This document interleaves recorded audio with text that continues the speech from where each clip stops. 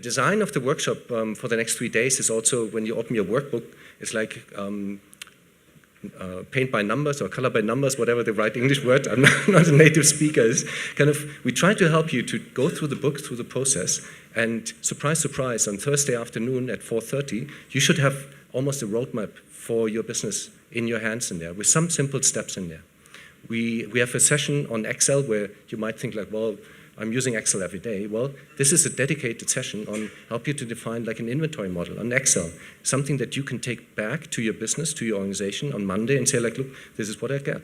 It's normally, I'm sure we all been in that situation where you go to conference, you come back with a stack of information papers, an even higher stack of business cards, which is a kind of a strategy, everybody exchanges their cards in there. But on Monday, you're back to normal business. Your boss comes in, asks a question, your people need some help, and you're back to normal business, and you don't make the improvement that you hoped you could gain from this workshop in there. So what we try to design this week is really to give you some simple tools that are so simple that you really could put them in place in the next future, in the next days in there.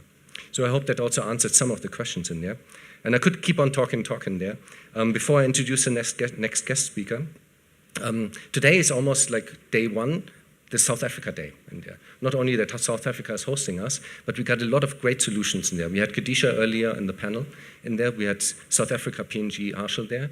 And the next speaker is going to be from the National Department of Health. And in this afternoon, we have 5 solutions, which I'm going to talk a little bit more about that.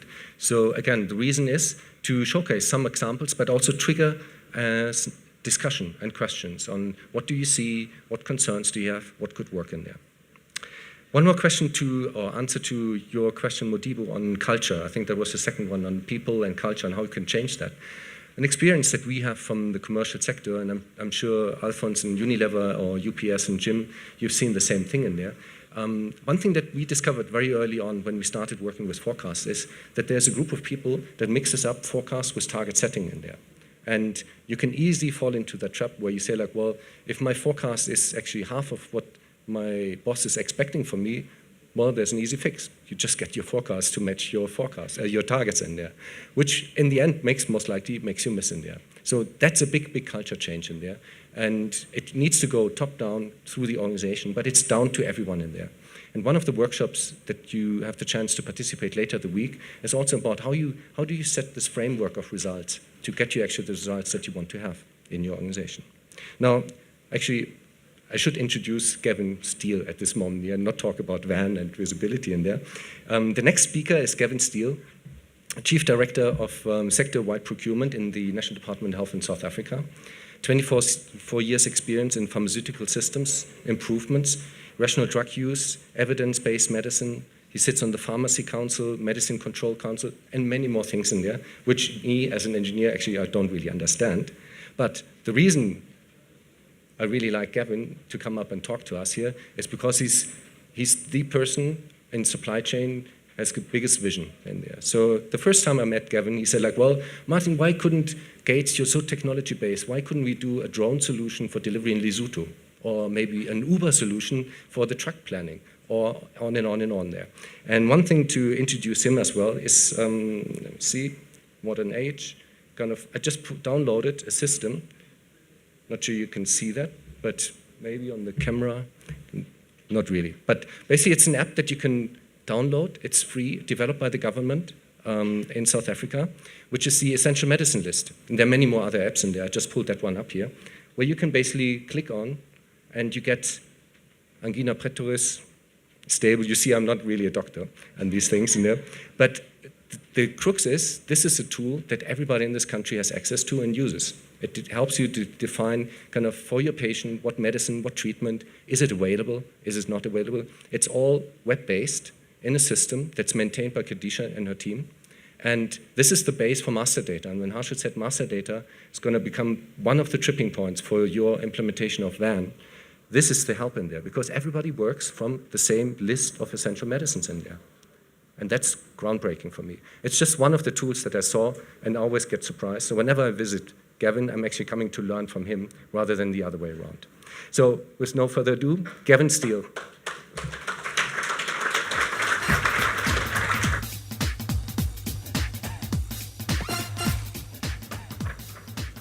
Morning, everyone. Oddly enough, I come from a clinical background, so I'm not a supply chain expert. But the interesting thing is my early career was in clinical pharmacokinetics. And there you're looking at how do you deliver the right amount of the drug to the right receptor in a very adaptive, changing environment. Someone who's in volemic shock, their body is changing on an hourly basis, and it was about how do you predict, and that's where I first started coming across Bayesian forecasting, and from there I got more and more sucked into health systems interventions. And it's always a good thing to try and link your presentation to the previous presentation, and so we heard about the fast-moving goods environment and the planning that went into getting washing powder. Now I know where that washing powder comes from. I wasn't aware who manufactured it. And currently, and one of the reasons why I was late this morning, we are in the middle of planning our next ARV first-line regimen. I'm at the moment deep in discussion with manufacturers and with the clinicians, and I've been doing so for the last 6 months around dolutegravir-based ARV regimens. And it is likely that it's only going to be getting into our clinics in about a year and a half from here. And that speaks to the amount of detail and planning that needs to happen. And I think quite often as clinicians and healthcare workers, we don't do that planning. We wait for the WHO to come out with a guideline, and then we try and react. But we're trying to then do a year's work in 1 or 2 months. And then we wonder why we fail.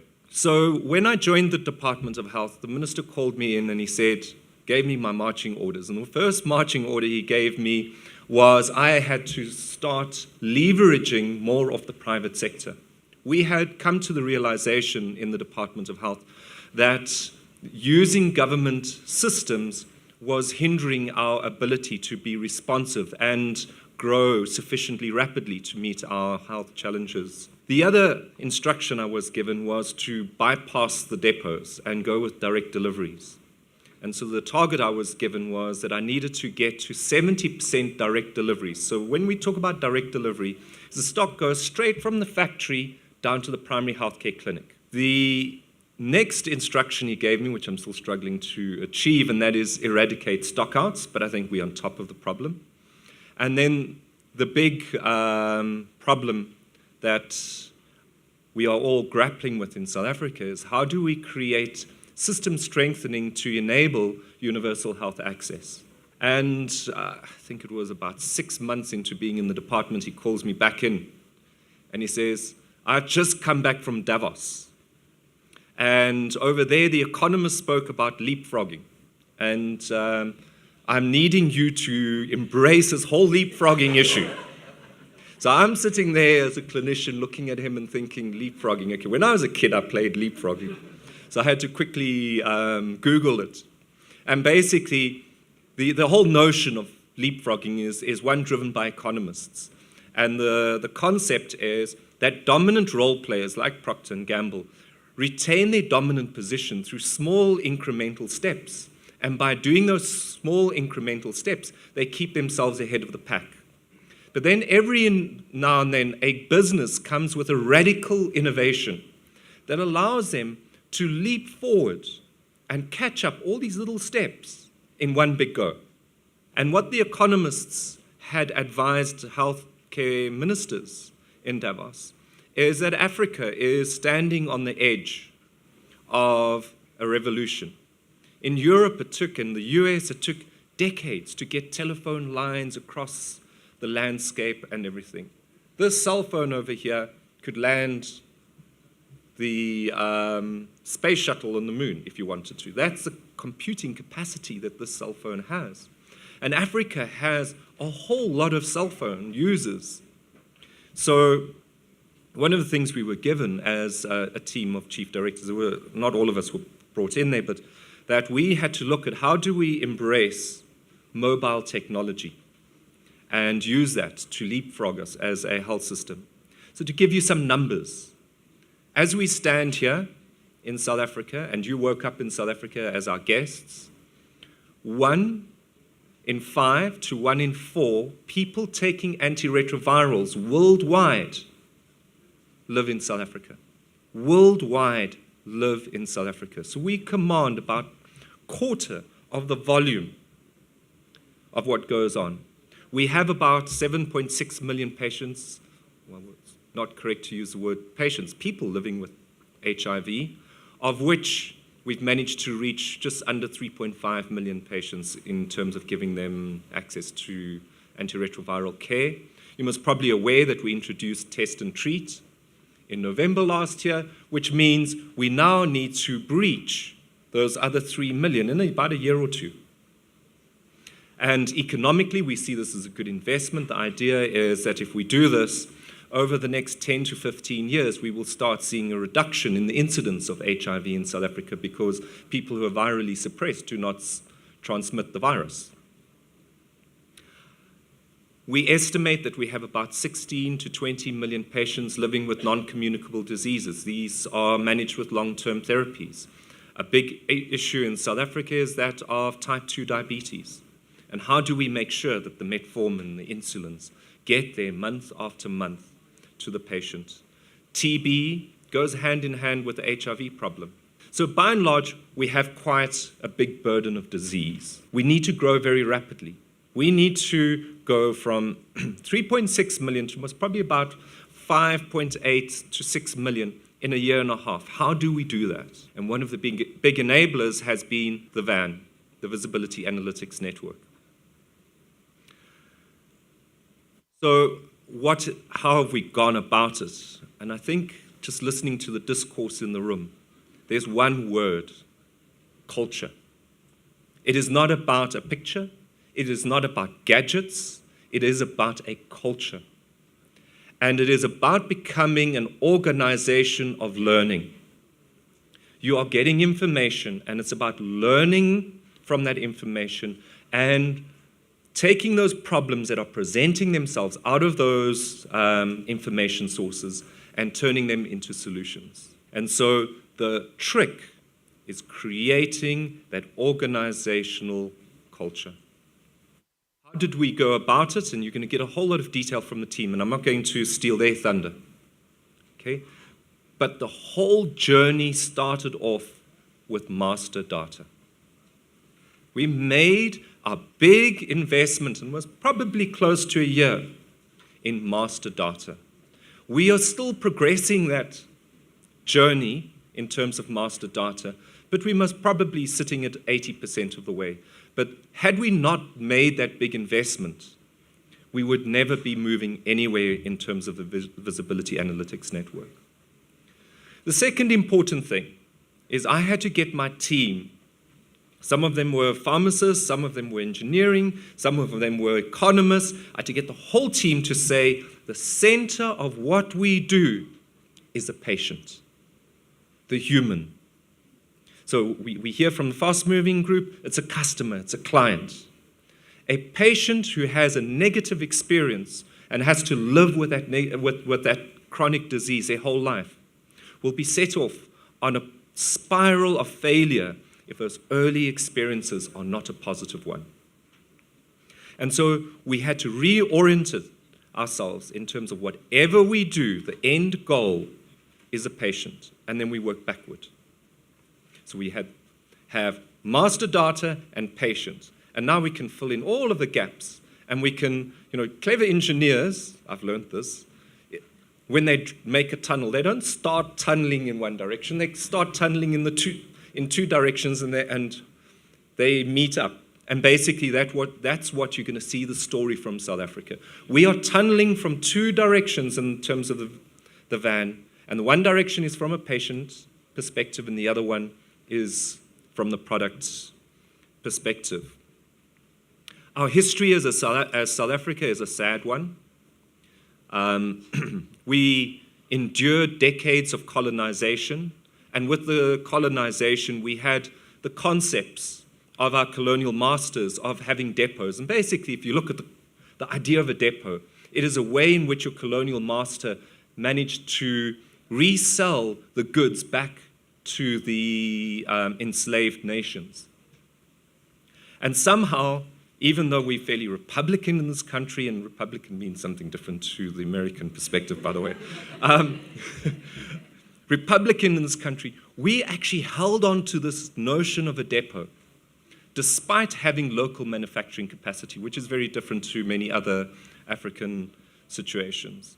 And the minister, one trip to France, said to the Minister of Health in Paris, he said, "Where's your depot?" And someone had to explain to the Minister of Health in France what a depot is. So then he came back and he says to me, "Gavin, where's a depot in America?" I said, "There is not a depot." And so he went on a fairly strong drive to eradicate depots. The reality is we need depots, and we need them as a buffer in the system. Okay? The other problem that we have in South Africa is we have that legacy of apartheid. And you're here in Sandton, which is like the London of Africa. It's the center, the heartbeat of the financial district of the African continent. But just a few kilometers away, there are people living in poverty. And for myself, as a civil servant, if I go to a pharmacy and they don't have stock or my medical scheme is offline, I can just walk down the road and secure medicine from somewhere else. However, a poor patient does not have that luxury. They are reliant on the state systems to provide them with those goods. And that's a big difference between the private and the public sector.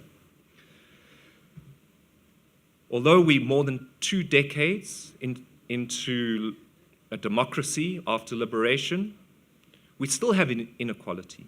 16% of our population in South Africa is serviced by 45% of the GDP spent on health. The remaining 86% of the population is serviced by 55% of GDP spent. So again, there are health systems here in Sandton which would rival Switzerland, where I was last week, or the United States.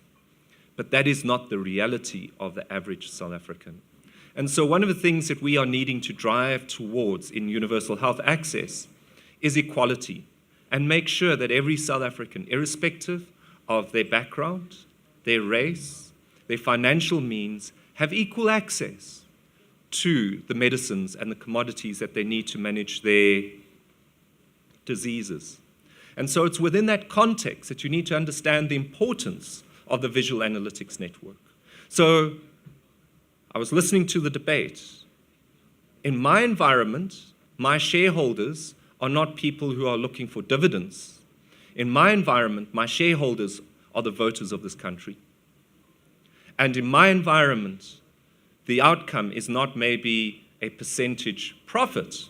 It is a patient walking home with a smile on their face and the right medication in their hands to treat their disease. Similar outcomes if you look at it very carefully. It's just measured in different ways. So we do have shareholders in a public environment. Quite often as Africans, we are disenfranchised. We don't use our voice. But again, this is something that Twitter and those sort of multimedia have changed if we look at what happened in Egypt not too long ago. And very true in the South African environment, one of my early experiences was an organization called Stop Stockouts, and a consortium of civil society role players. And what they did is they used to go around the country and present themselves at clinics and find out which medicines were available. And every Friday, they would then phone the minister. This clinic doesn't have this medication. This medicine is missing here, and those sort of things. And as sure as clockwork, 3 o'clock Friday afternoon, I would get a call from the minister. And then I would have to sit there with this long list of clinics. What's going on here? What's going on there? And the minister would get very frustrated because he would say, I give him postmortems, very eloquent and academic debates as to why we don't have stock of this medicine and that. And he kept on putting pressure on me to say, this is not good enough. We need to be able to, first of all, know the stock out before the press knows the stock out. And secondly, respond to it before human beings' lives are affected. So scratching my head with this thing, I decided there's only one way, okay? And that's, let us embrace this technology. And one Saturday afternoon, I sat with Googled around, and previously, before I joined the Department of Health, I worked with an NGO, and I'd spent some time in Tanzania, and I picked up an article on some PEPFAR activities using cell phones and reporting of stock. I also then picked up some experiences in Nigeria around counterfeit medication. So sitting down with this whole thing, I thought, well, how do we make this practical for South Africa? And the problem that I've sort of worked out is the Tanzanian case worked because it was ARV and PEPFAR oriented. My problem is I have to look after the full basket of essential medicines. And sitting there on the afternoon watching the sun go down, I was sitting there with my beer, and there was a barcode looking at me. And I said, Eureka, I have the answer, okay? And that Monday I went into the office, Khadija and the team, I said, barcodes, this is it, okay? And we teamed up with Vodacom, and the mezzanine part of the Vodacom Foundation, and we developed a system called SVS, and you will see it presented, whereby we link the master data to the barcode. And from there, we can start now. You can work out. You don't have to go through a long drop-down list. You just scan the barcode. Your cell phone tells you which product you are managing, and then you put the number in. It goes into the cloud. Very simple, but it took a little bit of head-scratching for me to get there, and obviously a nice cold beer sitting clearly with the label facing the sunset and the barcode facing me. And quite often in life, it's serendipitous events like that lead us to find solutions. So on the back of that, we now have about 3,480 primary healthcare clinics in South Africa. We have this SVS solution in more than 3,400 facilities. And with that, we have the ability to track each and every essential medicine. Each and every essential medicine. We are actively at the moment tracking antiretrovirals, TB, and vaccines. And if you walk into my office, and I think you will see slides, I have a map of South Africa, and it is purple, green, and red. The reason why you don't hear amber, the minister doesn't like mediocrity, okay? So 80% availability and above, that's the only thing he's interested in. So purple, and there's my clinical background, it means that you're hypoxic. In other words, you're not getting enough oxygen, okay? It means that no one's reporting. Green means that you're above the threshold, and red means that you are below the threshold. And so the whole idea with that is we now can predict stockouts. And the interesting bit is I have not been called into the minister's office on a Friday for 2 years now. For 2 years. Because what happens is when I've got a stockout, I generally am able to fix it. And if I can't fix it, I pick up the phone and I say, Minister, I have got this problem in this district. This is what we are doing about it. And again, the business analogy. My shareholder, that is the minister, and the community have confidence in my ability to move the medicine where it needs to be. Stop stockouts used to do a telephonic survey, and it looks as though they must probably no longer going to be doing that telephonic survey. Why? Because SVS has superseded that.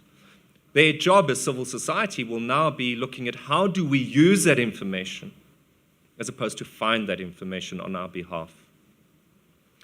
Some other success stories, well, I suppose it's based on a failure and then we turned it into a success story, is for some reason, which we never really got to the bottom of, we ended up with a stock out of lopinavir ritonavir. That's a second-line antiretroviral. And basically, we went from about 80,000 patients to 160,000 patients over a 1 or 2 month period. Okay, and it sort of pegged itself up there. Having jumped so rapidly, what we ended up doing was exhausting the manufacturing capacity of the factory that was producing for us. So we did a whole lot of things to produce. So AbbVie came to the party, and we managed to get a whole lot of extra manufacturing capacity. But in the few weeks that took, we depleted our supply chain.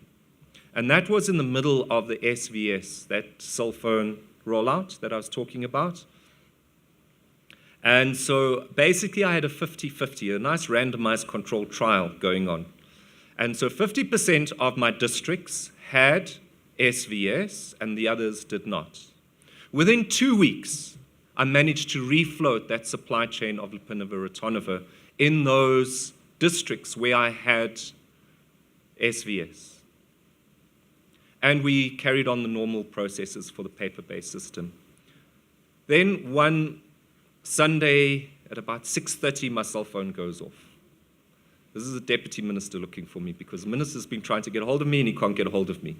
Why? Because the Sunday press is running an article about patients who don't have access to lopinavir ritonavir. The short story is, first of all, those sites that the newspaper was talking about 3 months later were the paper-based systems. So we had managed to solve the problem in the SVS sites in 2 weeks.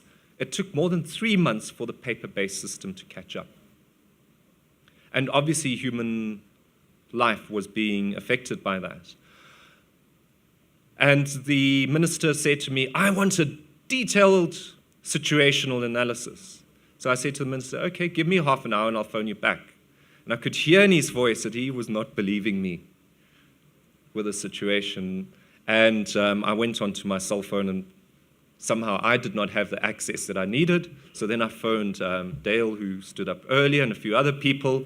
And true to my promise, I came back within half an hour. And I could tell the minister how many units AbbVie had in their warehouse, how many units were supplied at which facility.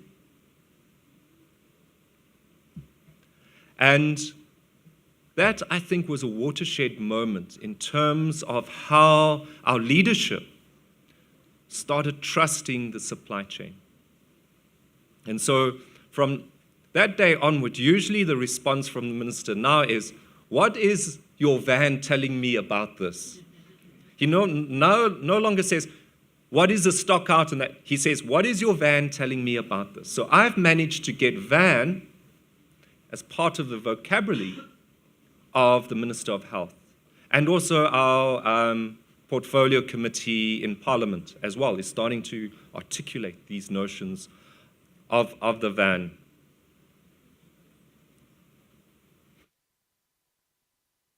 In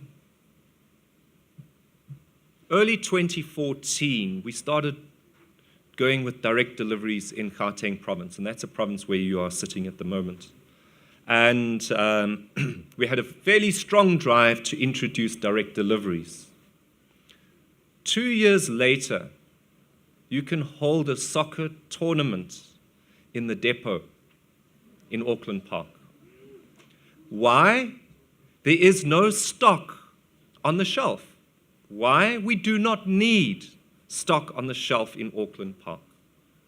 And for those who are not South African in the room, to explain the geography, about 90% of the manufacturing and distribution capacity in South Africa is here in Gauteng. And we had a crazy situation. You would have a clinic, eyesight of the factory, and it would take about 6 months for the medicine to go 500 meters. Because it would have to go from the factory to the distributor, from the distributor to the depot, to be unpacked at that depot and to be put onto the shelf, to be repacked and taken to a sub-depot, and from the sub-depot to be taken to the clinic. And we've managed to annihilate that. Obviously, there are certain products which we need that buffer capacity. But what is a success story? Not the fact that we've emptied up the shelves, but what we have done is we've taken our capital investment that was tied up in that those shelves and improved our cash flow as a supply chain. And again, that makes my shareholders happy. Why? First of all, I can keep my money in the bank account, earning interest, and that I can spend on buying more medicine for patients. And secondly, I can pay my manufacturers more rapidly and meet their terms, which makes it a business-friendly environment. So, having gone from being in the press, most probably on a fortnightly basis, at the moment, I can categorically state that at the most rural clinic in South Africa, there is more than 97% availability of the fixed-dose combination antiretroviral. And that is thanks to the van.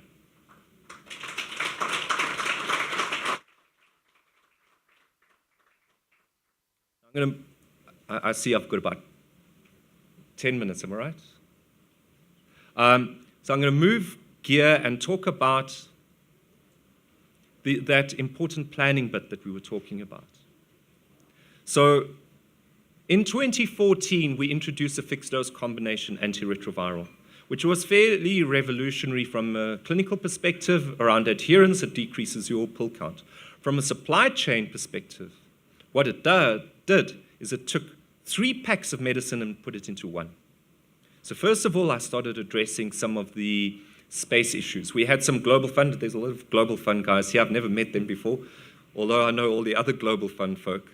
So at least I'm now expanding my knowledge of the Global Fund team. So the Global Fund came and did an assessment, and their assessment was that we did not have enough shelf space to service our patients. And what this fixed-dose combination did was buy us extra shelf space.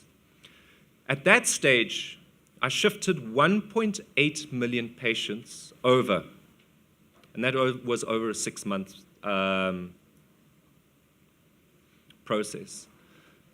We did that through a very labor-intensive process. We had fortnightly meetings with the suppliers, we had telecons, we had a whole manual-based system. Now, as I explained to you, I'm planning the TLD, tenofovir, lamivudine, dolutegravir switchover. But this time, it's going to be 4 million patients, double. And I gave myself an undertaking. There was no ways I would still be working for the government if they do a big regimen change like that again, okay? Unless I have the tools that will enable me to do that.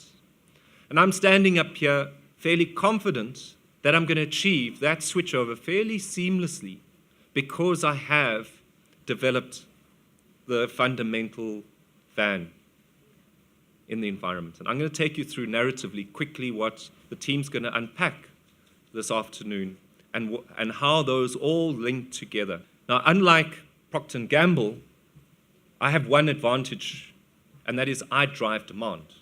Because it's my health service that writes a prescription. Remember, demand starts with a prescription. Okay, it's like a purchase order. So, Martin showed you, we have all our standard treatment guidelines on the cell phone.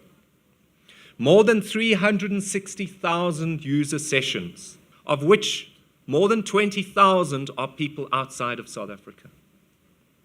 I can tell you the minutest detail. I can tell you that the most frequently reviewed standard treatment guideline in February was hypertension. I can tell you more that it was in Alexander, which is a township just down the road.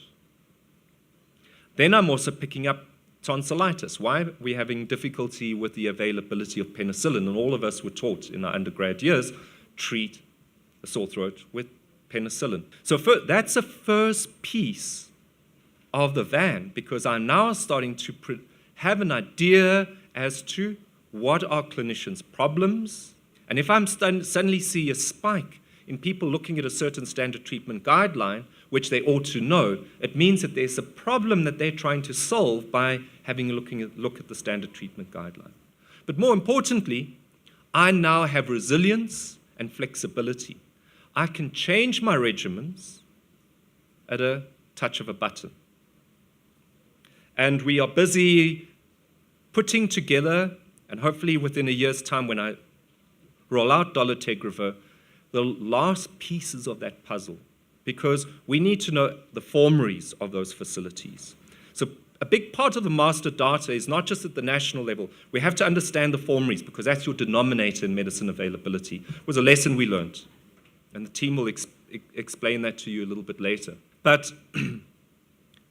what I can do in a year's time is say, here's a map of South Africa, and these districts we're going to continue using TEE until we've exhausted the stock. These districts I'm going to turn on TLD, and you'll get a natural attrition down to your safety stock. Now, if you don't have something like a visual analytics network, that safety stock is just, because there's no more patients, it's just going to sit there until it expires and gets destroyed. Millions and millions of rand in a resource-constrained environment destroyed. That is a crime.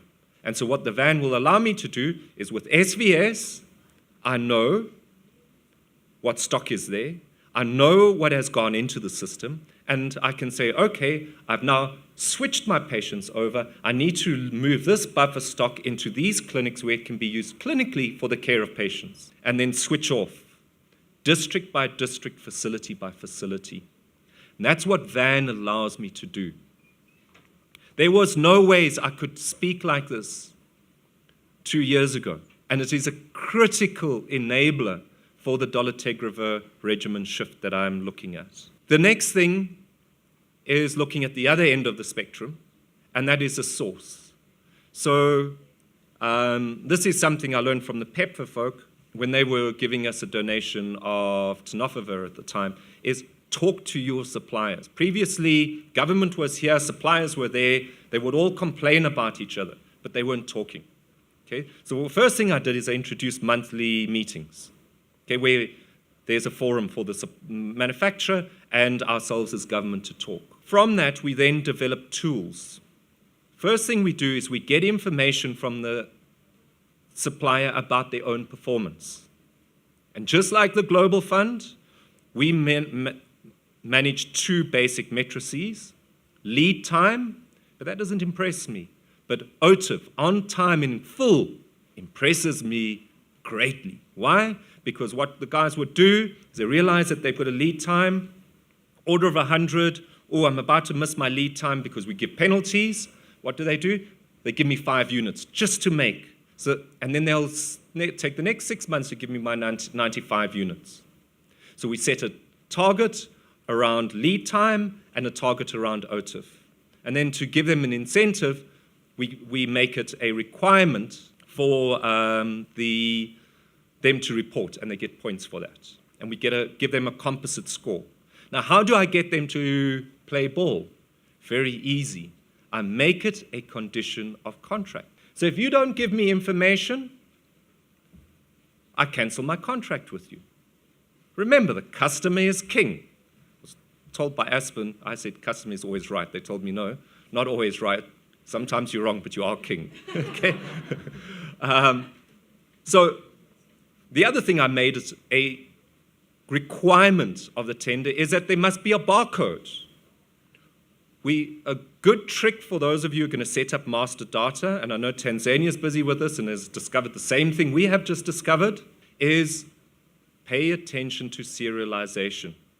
Because our manufacturers in South Africa have been very naughty in how they've dealt with barcodes. Okay? We learned that the hard way. And then we get information about the pipeline. So how much are they planning to manufacture? I have my demand forecast, and are we in an ecosystem? Are we balanced? And the last thing we look at is money makes the world go round, the age analysis. How well are we as government paying our manufacturers? Because if we are using them as a banking system, first of all, it drives up the price of medicine. Secondly, they don't have the capital to service my needs. Then we have SVS, which I've spoken about, and basically what that is a system of scanning the stock, putting in the number, and then we get a geomap of what's available. We also have a similar system which is more real-time, and that's RX Solution, which is a hospital-based system. And from that, we now have information to the facility end.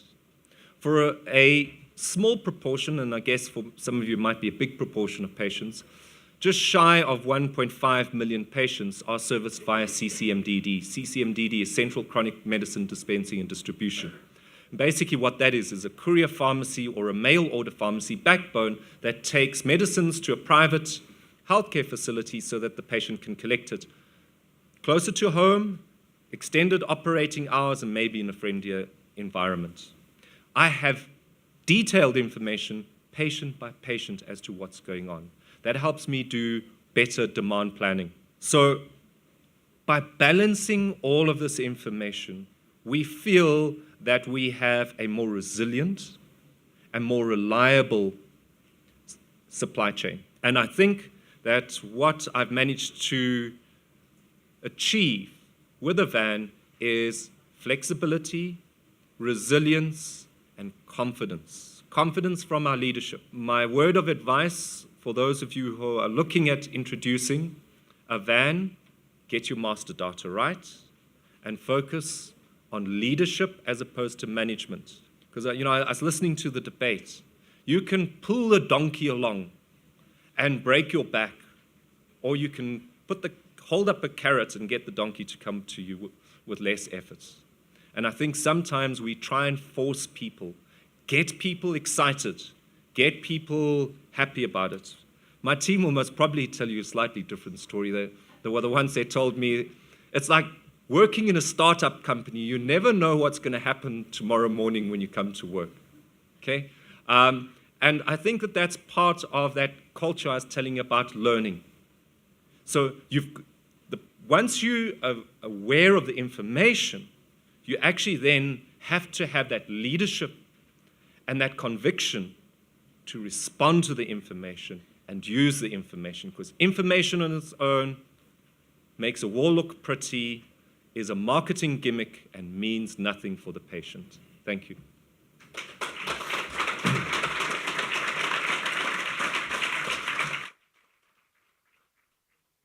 So 97% patient-centric and leapfrogging. I think just 3 buzzwords in there. And I think we could spend another 2 days just unpacking all the things that you touched on.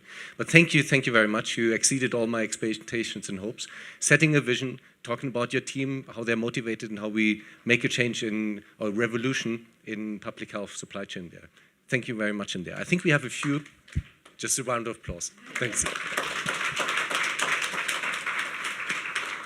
And we do have a few more minutes for questions. I also want to announce again that we this afternoon have actually a session where Gavin and his team will talk on a country-to-country base about their experience and answer questions in there. I think that's a great opportunity following the maturity model discussion this afternoon. So please come.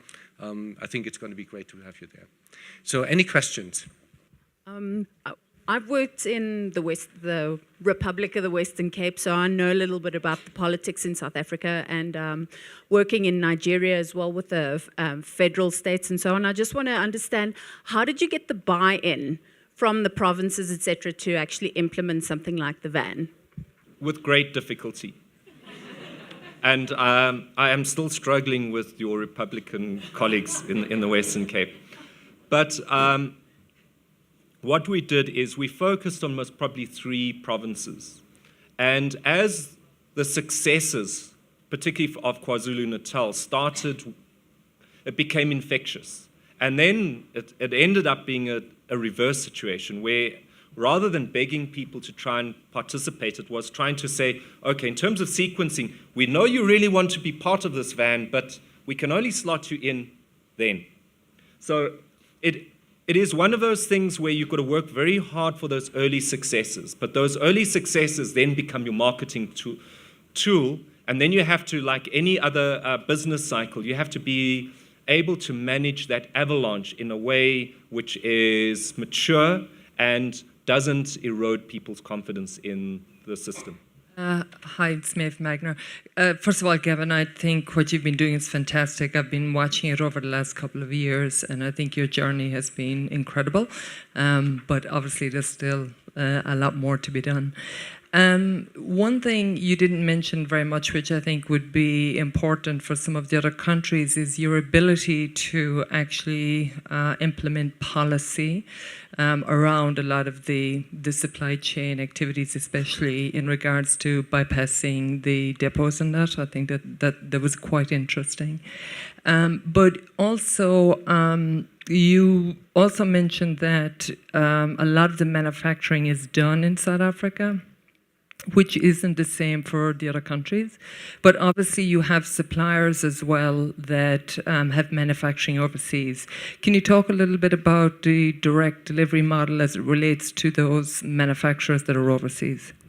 One of the important things is writing your policy down and articulating it in a way which is not supply chain jargon that speaks to the human aspect of it. And that is quite a complex thing.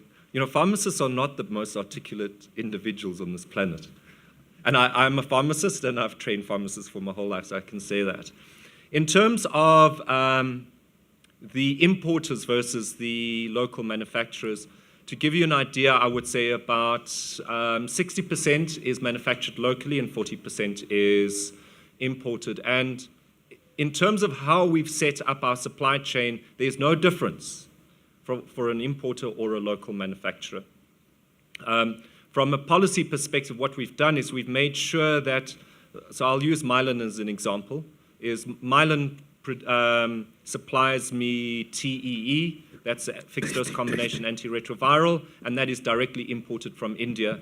And that goes through a distributor. The distributor here in South Africa is Imperial Health.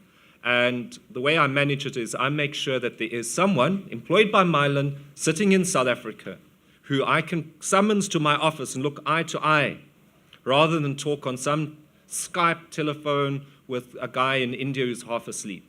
Okay, so I make sure, and it's got nothing to do wrong with the Indians, it's just time zones, okay? But I make sure that I have someone in South Africa who's accountable to South Africa. Hi, this is Innocent from UNICEF. My question is, the van is meant to bring agility and velocity in the supply chain. My question is, how did you reconcile this with the other government systems which you need to comply with to ensure you have this sustained agility and speed in responding to the needs of the patient? Yeah, so, I mean, as Martin said, I just basically gave you a very bird's eye view on this. So the way we've managed to do that is to sit with our National Treasury, work with the Minister of Finance, and make sure that our policies and our legislation is aligned with what we are trying to do. We've had to also work with our legislators in the Pharmacy Council, in the Medicine Control Council.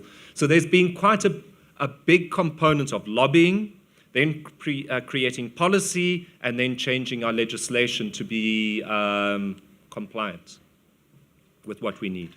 Okay, I am Dr. Mangan in Senegal. I will speak English.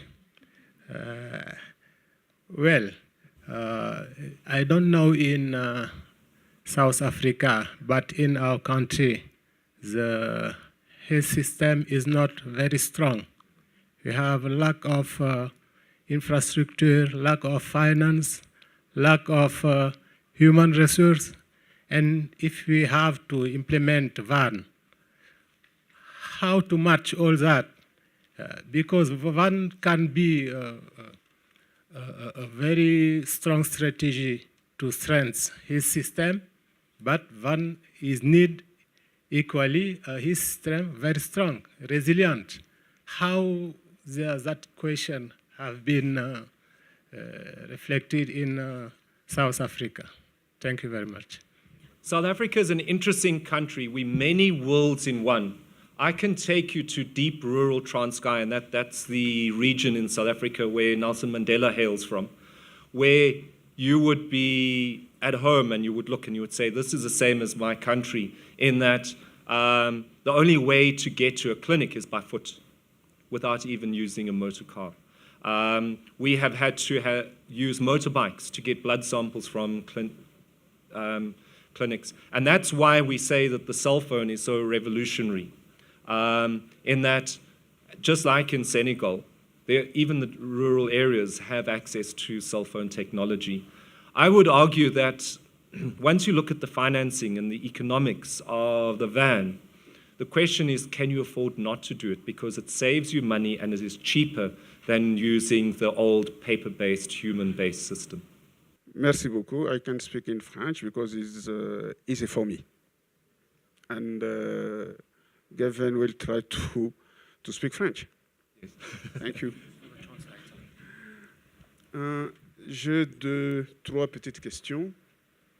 La première, c'est de savoir quel est le niveau d'investissement. Je viens de la République démocratique du Congo, Franck Biaï, mon nom. Donc, je voulais dire quel est le niveau d'investissement en termes de chiffres pour monter ce programme VAN. Deuxième question, j'ai compris que les ruptures de stock ont diminué et que la disponibilité est arrivée à 97%. J'aimerais savoir s'il y a eu de péremption, la diminution de péremption, et à quel pourcentage. La troisième question que je voulais poser, c'est, j'ai compris que le système que vous avez utilisé, c'est un système qui utilise les téléphones mobiles. Est-ce qu'il y a ce que je peux appeler les tours de contrôle à chaque niveau du système? Est-ce que pour traiter, avoir les informations pour 3 millions de personnes vivant avec le VIH, toutes ces informations vous arrivent à vous et vous les traitez pour l'ensemble? Est-ce qu'il y a de stratification au niveau du système sanitaire? Je ne sais pas si c'est clair. Hello? Okay, good morning. I'm from DRC and I'm going to speak French. I have 3 questions, and the first one is that I would like to know what is the level of investment in order to achieve VAN. My second question is because I understood that the stockout was dealt with and that you don't have any more stockout in South Africa and that there is a 97% availability. So I would like to know also if there was date preemption and what was the percentage of the spoiling or preemption. And now my third question is about the fact that I understand that what you used was like the mobile phone system. So is there any control? And especially when we talk about 3 million people with HIV, do you have information? Is it you dealing with this information and all information, or do you have different levels for that? I'm going to start with the last question, and hopefully someone will just have to remind me. So we work at different levels. So the van is constructed at looking at from a facility to a district to a province to a national perspective. So there are different tiers in terms of the system, and we try and make sure that we get ownership and accountability at the district and facility level. We're moving into the next phase of SVS, of using that barcode and also using that to do the inventory management with an informed push. So using the informed push, when we get to that point, we will be addressing the whole issue of spoilage or expired medicines at the facility. Fortunately, where you've got a fast-moving goods and things are moving so rapidly, the chances of expired stock, given the fact that in South Africa we recommend 1 month buffer is unlikely. But as you can imagine, when we shift across regimens, then we start running that risk. And hence the importance of the next phase of SVS, a cell phone, of using the barcode and an informed push. So in this afternoon, you will hear some of that talk and those next phases of the development of that. So it is one of the areas which we are still developing. Okay. So to be truthful, I would have to tell you that to date, 90 more percent of the development of the van that I've just presented to you has been leveraging off donor funding. So it has been about wisely guiding our donors to spend their money correctly. Okay? So maybe I should run a course on how to manage donors. Okay? And previously, I did work in the PEPFAR environment, so I understand all the politics and how to manage that. But again, I think that this is the important bit. We are part of Africa as South Africa. And if we've had made those investments, so for example, a lot of the investment has been driven by the Global Fund. And we don't see that as IP that we would not want to share as South African with another African country. So basically, I think as technocrats, we would have to have a discussion. And if we get to agreement, then we just get a ministerial to ministerial agreement through our diplomatic channels to share the software. We do not see this as proprietary. And we are part of Africa. We are a member of this continent, and we would gladly share. Good morning. My name is Maran Simancha with JSI in Tanzania. So first off, Gavin, congratulations on the success which you've enjoyed. And I think a big part of it is attributed to the leadership that your department has shown. So I think it would be good to expand on some of that transformational leadership journey that you embarked upon. My question is around master data, which you indicated has been the foundation for the van. Can you talk briefly about some of the data elements of master data that you focused on in the first year of your program? So basically what we did is we looked at the end. What reports do we want to generate out of our van? What type of information do we want? And then from there, we worked backward in terms of the data elements that we needed.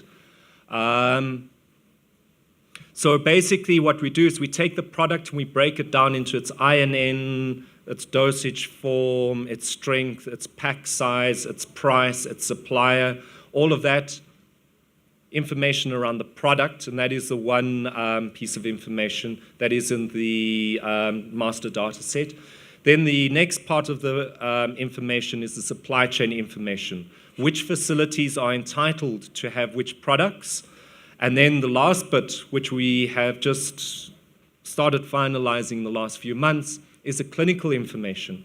So basically, Helicene and the team will be showing you, I think they call it Sheila, and that's a very innovative way of prescribing. Okay, and it's not because we beat the Australians at rugby that we call it Sheila. But it's very innovative because the way your prescriptions are normally handled is pharmacists love playing the piano, in other words, playing on a keyboard. We are trying to make the whole process barcode scanning driven because it's much more efficient. If you go to a shop here over weekends, you will see thousands of patients going through a till. There's no one touching a keypad. And that's what we are wanting to move towards. So the whole idea, patient, you scan the barcode of the patient folder. So we know that this is Gavin Steele. From there, then from the EDL, you choose the regimens that are already pre-populated in the EDL. That then goes into the dispensing system and then links into the van. Can you see the whole master data? Product, patient, and we've mapped all of the data elements through. There's about 75 data elements in our master data set.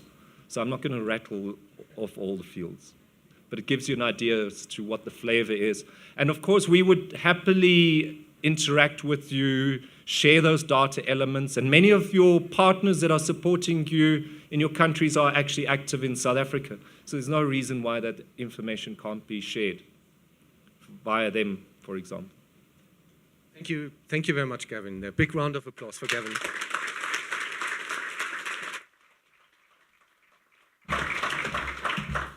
And actually I got two phones now. Being an engineer, I can confirm, Gavin, a tunnel, you start from both ends and you meet in the middle. I think you're going to make it. I think what Gavin and his team is doing, they start to tunnel from 5 different areas, and they're all going to meet in the middle there. So I'm really impressed with everything that you do.